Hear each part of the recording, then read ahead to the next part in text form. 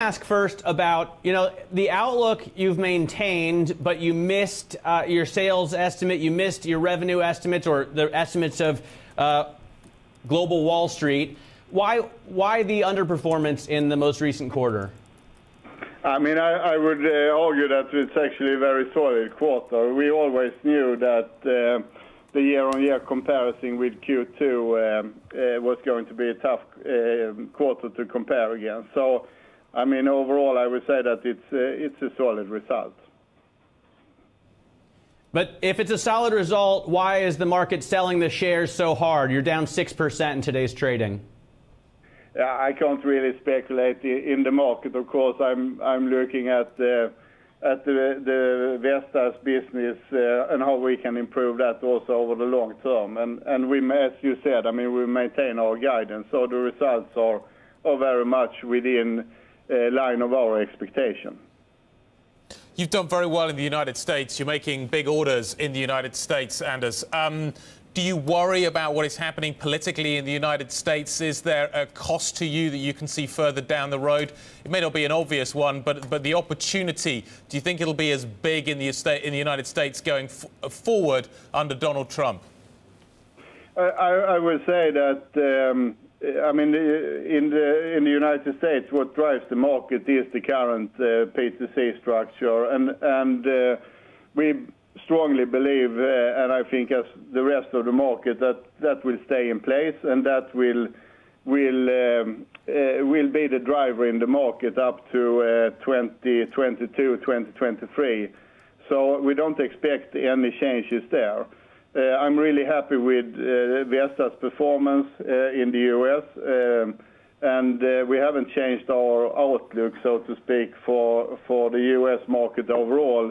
And we saw a good inflow of PTC orders end of last year, and we see a good order inflow also in the beginning of this year. Yeah, it's interesting you talk about that. Those are the points. That was the point at which the Trump trade was on. People were anticipating that the U.S. economy would be growing at 3-4%. That's not going to take place by the looks of things, at least not in the near term. So I'm just wondering whether or not you're concerned that opportunity that existed at the back end of last year or at the beginning of this year, that perceived opportunity is no longer there. No, I mean, if you look at external analysts as well, I believe that the market up to 2020 will be around 40 to 50 gigawatt in the U.S., and we also believe that. I mean, that's our outlook as well, and we don't see any other signs. Actually, if I look at the first half of this year, order intake, as I said, is very strong in the U.S. market. So it is the PTC cycle that we are in, which is a long-term PTC cycle that drives the activity levels in the U.S., and we continue to see a very high activity level. I want to ask you about Anders energy storage, because every time I see these windmills all over the place generating so much energy, I wonder where you put it. It's a business that you've gotten into. What do you forecast? What do you anticipate as to how big this business is going to be for you, say, in the next 2 years? I think energy storage is definitely starting to happen, but so far, if you look at pure storage together, not sort of grid storage, is still today fairly small. I mean, what we see, and there are many ways to achieve storage type of solutions. In Denmark, more than 40% of the country is powered by wind. And here, of course, it's stored in hydro, in pumped hydro that we see. It's stored actually in the heating system in a way, where you even out the fluctuation of wind.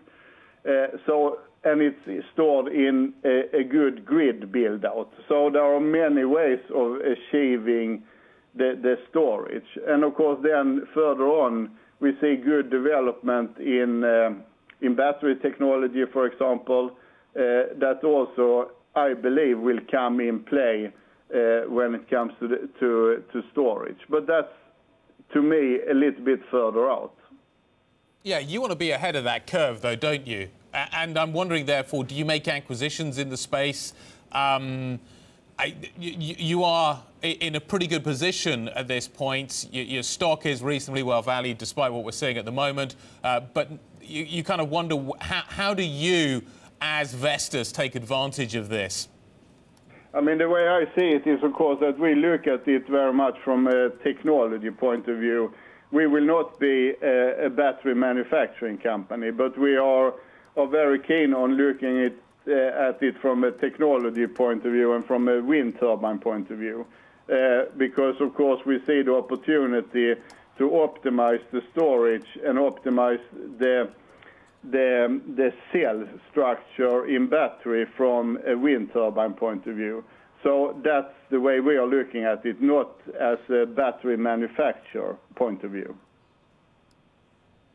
Anders, I want to ask you about General Electric, the patent suit they've recently filed. While I do that, I want to draw attention to your stock chart here. I've pulled up a Bloomberg comp page that shows General Electric shares here over the past 5 years in yellow, the stock 600 index in orange, and then Vestas Wind Systems over the past 5 years in white. It's just silly how much growth this stock has created and just absolutely clobbered anything else in the market. But I wonder what's ahead, considering that GE filed a patent infringement suit on your turbines in the U.S., and they were successful with the same kind of suit against Mitsubishi Heavy Industries. What do you expect from that suit?